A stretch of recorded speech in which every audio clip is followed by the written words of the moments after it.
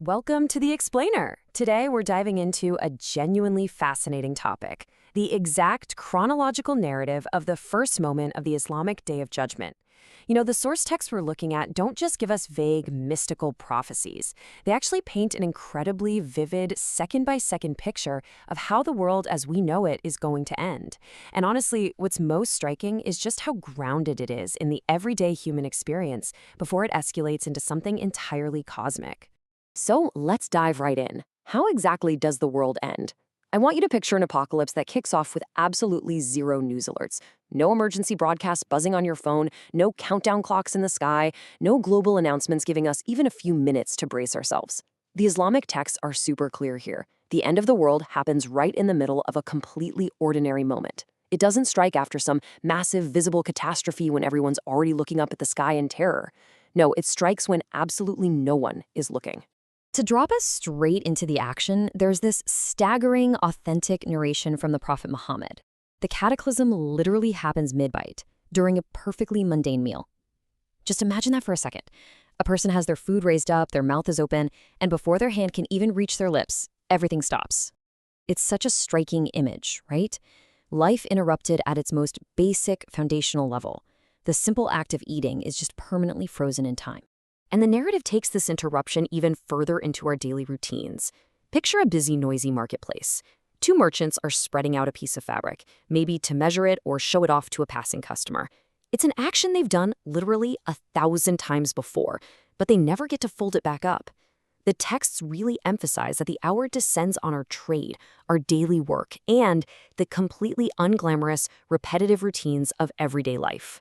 Now, this brings us to a really key theological concept. The Arabic word used in the Quran for this extreme suddenness is baghta.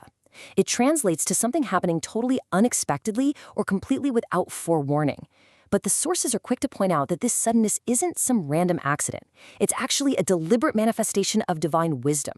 The unexpected nature of the hour is designed specifically to catch humanity in its truest, most habitual state, rather than a temporary, panicked state of forced preparation. Let's break down the deeper reasoning here. Why keep the exact timing a secret? Well, first off, it guarantees perfect moral accountability. Think about it. If you knew the exact deadline of the world, you could just live recklessly and cram all your spiritual preparation in right at the very end, like a final exam. So uncertainty forces a state of constant, genuine readiness. Second, it strips away any performance. It catches people in their actual daily state, not on their absolute best behavior. It asks the ultimate question. Who are you in your most ordinary moments? And finally, keeping it a secret demonstrates absolute divine sovereignty. It's knowledge that belongs exclusively to the Creator. Okay, so while the exact date is a total mystery, authentic hadiths actually do specify the day of the week. The Day of Judgment will begin on Yawm al-Jumu'ah, which is Friday. In the Islamic tradition, Friday is already the most significant day of the week, since it's the day of congregational prayer. So knowing that the end will commence on a Friday turns every single weekly gathering into a kind of mini rehearsal for that ultimate gathering. It layers every ordinary Friday with immense theological weight. But here's a really fascinating detail about who actually experiences the terror of the end. The texts say that right before the great cataclysm, a soft, pleasant wind is going to sweep across the earth. And this wind acts as a divine mercy, peacefully taking the soul of every single remaining believer. This means that the final generation alive to actually hear and experience the sheer terror of that first trumpet blow will be a humanity entirely devoid of faith, a society that has completely forgotten its creator. So let's zoom out and look at the macro sequence of the end, because it's an incredibly structured timeline. At 0 seconds, you have the first blow of the trumpet, bringing instantaneous universal death. Then there's this mysterious period measured only as 40, bringing absolute cosmic silence and planetary terraforming. That's followed by a sudden second blow, which triggers universal resurrection and leads straight into a monumental 50,000-year gathering. Let's look closer at each of these monumental steps. It all starts with the first blow. According to the texts, there's an angel named Israfil who has literally been waiting since the dawn of time, standing ready with a vast cosmic trumpet at his lips. And when the command is finally given, he blows a single, massive blast. We're not just talking about a loud noise here. It's described as a reality-altering sound that instantly levels mountains, halts all biological life simultaneously, and commands everything in the heavens and the earth to die. No exemptions, and no warning whatsoever. Then we hit the specific, mysterious number, 40. The texts tell us that between the first blow of death and the second blow of resurrection, there's a period of exactly 40. Now, whether that means 40 days, 40 months, or 40 years, only God knows. But during this time, an unprecedented, absolute silence blankets the entire universe. For the first time since the very spark of creation, there's no life. There's no motion, literally no sound at all. And while everything is completely silent and motionless during that period of 40, the Earth undergoes a massive terraforming process. The old Earth, with its towering mountains, deep oceans, landmarks, and divided human borders, is just completely dismantled and erased. In its place, a new Earth is spread out. The sources vividly describe it as a flat, white, pure expanse, kind of like a polished silver plate.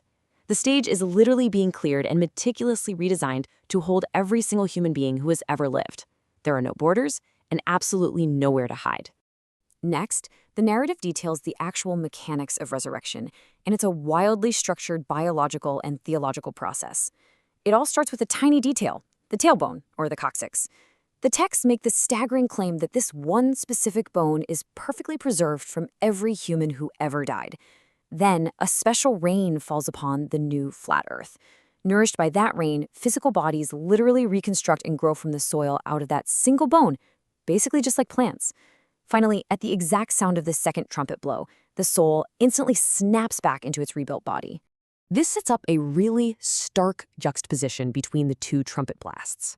The first blow brings profound devastation, universal death, and the complete leveling of the physical world. But the second blow is the exact opposite. It triggers universal resurrection and a sudden, terrifying awareness. The Quranic text describes humanity going from completely dead in their graves to, in an instant, standing, looking on, suddenly upright, fully conscious, and entirely aware of exactly what is happening around them. So once everyone is resurrected, the mass movement begins toward the gathering plane. And how a person travels is highly revealing. The sources categorize humanity into three distinct groups here. First, there are the riders. These are the righteous who are honored and comfortably carried on mounts. Then you have the walkers, representing the vast general body of humanity traveling steadily on foot. And finally, the dragged. These are the arrogant of the world, forcefully moved upon their faces. The very method you travel by serves as an immediate, inescapable physical reflection of your spiritual state in life. Eventually, all of those travelers, the riders, the walkers, the dragged, they all arrive at the exact same destination, the plain of Mahshar. The sheer scale of this ultimate gathering is truly mind-blowing to consider. You have billions upon billions of resurrected souls, representing every person who ever existed from the dawn of humanity, all standing together on this vast new flat Earth. They're waiting under a sun that's brought terrifyingly close, standing before their Creator to settle every single account, every word spoken, and every action taken in their lives. Which brings us to the ultimate provocative question presented by all this source material. Knowing that this cosmic narrative doesn't begin with fire falling from the sky, but with a person simply raising food to their mouth, where will you be? What are your own ordinary, everyday moments actually building toward? When that final trumpet suddenly echoes through the marketplace of daily life, what state will it find you in? It's a profound thought to leave you with. Thanks for joining me for this explainer today, and I'll catch you in the next one.